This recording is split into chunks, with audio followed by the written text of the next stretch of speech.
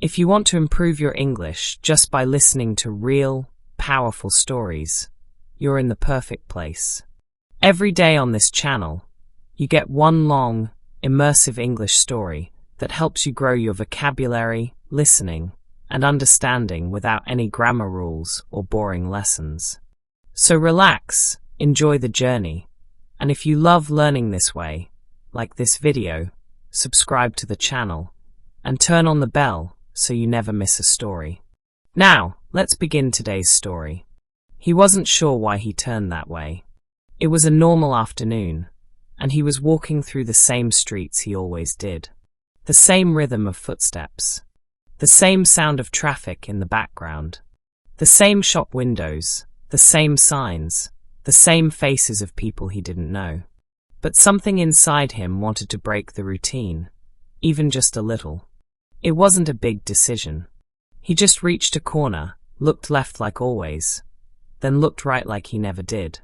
There, between two quiet buildings, was a narrow alley. Not dark, not scary, just forgotten. One of those small spaces that exist in cities, but don't belong to anyone in particular. A place people passed but never entered. He had passed that alley many times before, maybe hundreds. But today was the first time he noticed it. The light hit the bricks in a different way. The air near it felt still. And most of all, something about it whispered softly, just loud enough to hear, "Go this way." So he did. He turned, walked under the low shadow of an old sign, and stepped into the alley. At first, there was nothing special. Just the smell of dust, the sound of water dripping from somewhere high, and walls that had not been painted in years. But with each step, he felt like he was walking into a place forgotten by time. His footsteps echoed differently. They sounded more honest, more clear. Like the alley wanted him to know he was not invisible here. He passed a locked door with peeling paint. A window covered in paper. A set of old stairs going nowhere. Then something small caught his eye. On the ground, near the wall, was a single button. Not from a shirt, not plastic. It looked metal, round, maybe copper. He bent down, picked it up, turned it in his fingers, and placed it in his pocket without thinking. It felt like it was waiting for him. He kept walking. The alley turned slightly, then opened into a small courtyard. It wasn't large, but it felt wide compared to the narrow path before. A few trees grew from cracks in the stone. There was a bench, rusted but still strong, and a faded mural on the back wall. The mural showed a hand reaching out, painted in soft blues and golds. He stood in the middle of the space, surprised by the quiet. It didn't feel like the city anymore. The air was softer here, the light warmer. He walked slowly to the bench and sat down. It felt like the kind of place where people used to come, but not anymore. He let his thoughts slow down. No messages, no phone calls, no noise from outside, just the soft wind and the sound of a bird landing nearby. Then he noticed something else.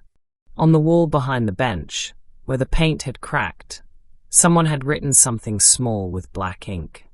It was almost hidden by the shadow. He leaned closer and read the words. They said, "If you are here, you were meant to be." He smiled without realizing it. He didn't know who wrote it. Maybe years ago. Maybe yesterday. But it didn't matter. It was exactly what he needed to hear. He reached into his pocket and felt the metal button again. For a second, it felt warm. He stayed in that quiet place for a while. He didn't think about what time it was. He didn't plan anything. He just sat there, letting the moment hold him. After some time, he stood up and walked to the mural. The hand on the wall seemed to reach toward him. There was something written under it too, but most of the letters were faded. He could only read a part of it. Reach out, and the world. And then the rest was lost. He stepped back. Then, just before he turned to leave, he noticed something else. On the edge of the courtyard, hidden behind the overgrown plants, was another path. even narrower than the alley. But it was there. He walked toward it. As he stepped into that second path, he realized he was no longer just walking through a city. He was exploring a story, one that had been waiting for him to arrive. The path turned, then opened again into a different part of the neighborhood he didn't recognize. The buildings were old, but full of charm.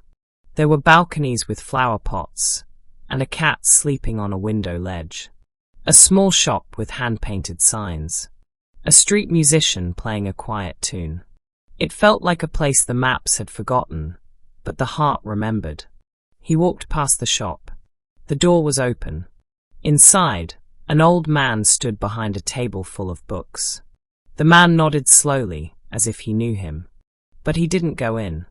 Not today. He kept walking, letting his feet decide. The button in his pocket felt heavier now. Or maybe more important. He stopped at a tiny bridge over a dry canal.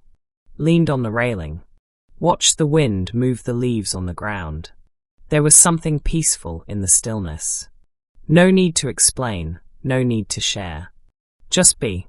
When he finally made his way back to the busy street, the sun was lower in the sky. The world looked the same, but he didn't feel the same.